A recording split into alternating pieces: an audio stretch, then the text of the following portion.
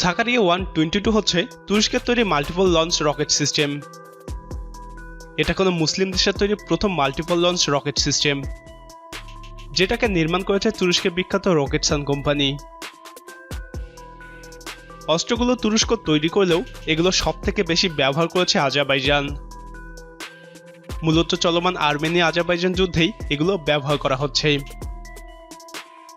এগুলোর আক্রমণে আর্মেনিয়া মারাত্মক ক্ষতির শিকার হচ্ছে। কিন্তু কি আছে এই মাল্টিপল লঞ্চ রকেট সিস্টেমে?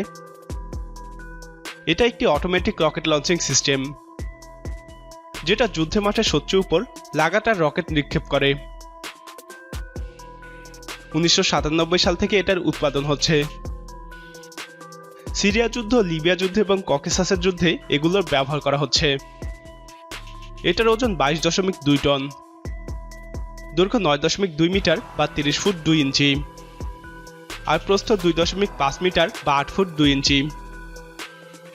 এটাকে অপারেট করতে ক্রু দরকার হয় 5 জন। এটা 122.4 মিলিমিটার গোলা নিক্ষেপ করে, যেগুলো সর্বোচ্চ 40 কিলোমিটার দূরে গিয়ে আঘাত করতে পারে। সিস্টেমটিতে দুটি পড আছে, যেগুলো 8x8 চাকা জার্মান ম্যান ট্রাকের উপর বসানো হয়েছে। এটার অপারেশনাল রেঞ্জ 970 কিলোমিটার, যদিও ফুয়েল নেওয়ার রেঞ্জ আরও বাড়ানো যায়। ট্রাকটির সর্বোচ্চ গতি ঘন্টায় 75 কিলোমিটার।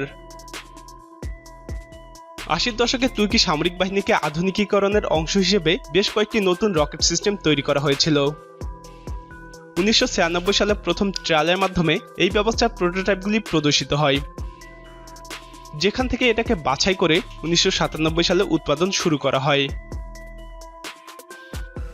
T-122 অত্যাধুনিক ফায়ার কন্ট্রোল সিস্টেম দিয়ে সজ্জিত করা হয়েছে, যা বিভিন্ন ওয়ারহেডের সাথে রকেটের জন্য অটোমেটিক ফায়ারিং ডাটা হিসেব করে। এটি একসাথে 20টি টার্গেট শনাক্ত এবং সংরক্ষণ করতে সক্ষম। প্রতিটি গাড়িতে 40টি রকেট থাকে, যেগুলো লঞ্চ করতে 80 সেকেন্ডেরও কম সময় নেয়।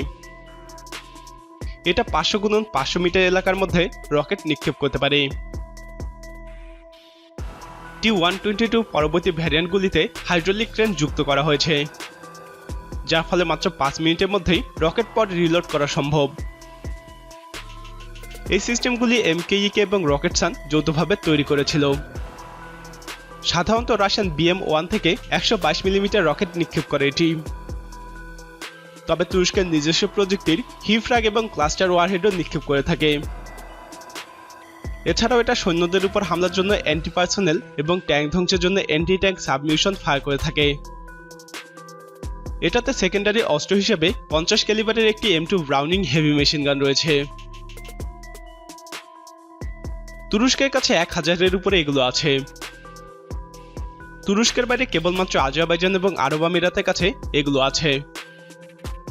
প্রিয় দর্শক, এই অস্ত্রটি বাংলাদেশের জন্য কতটা উপযুক্ত হবে বলে আপনি মনে করেন? আপনার মতামত কমেন্টে জানান। এই ভিডিওটি ভালো লাগলে লাইক বাটনে ক্লিক করুন। সেই সাথে এরকম সামরিক বিশ্লেষণমূলক ভিডিও দেখতে আমাদের চ্যানেলটি সাবস্ক্রাইব করুন। ভিডিওটি আপনার বন্ধুদের সাথে শেয়ার করে তাদেরকেও ভিডিওটি দেখার সুযোগ করে দিন।